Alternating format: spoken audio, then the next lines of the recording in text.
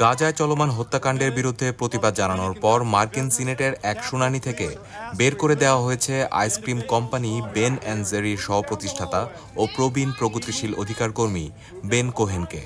এই অপ্রীতিকর ঘটনার পর কোহেন বার্তা সংস্থা এএফপিকে বলেন, তিনি গাজায় নৃশংসতার বিরুদ্ধে ক্ষুব্ধ লাখো আমেরিকানদের কণ্ঠস্বরকে তুলে ধরেছেন। Move down the hallway. If you stop, you will be arrested.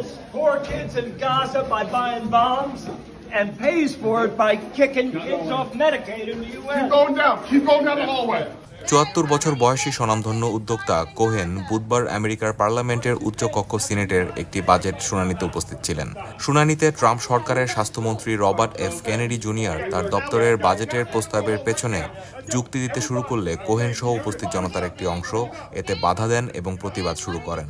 তিনি চিৎকার করে বলেন, কংগ্রেস ওইসব বোমায় অর্থায়ন করে যেগুলো ব্যবহার করে গাজায় শিশুদের হত্যা করা হয়। হাতকড়া পরিয়ে কোহেনকে সরিয়ে নেয়ার আগ মুহূর্তে তিনি সিনেটরদের উদ্দেশ্যে বলেন, ক্ষুধার্ত শিশুদের কাছে খাবার পৌঁছাতে ইসরায়েলের উপর চাপ দিন।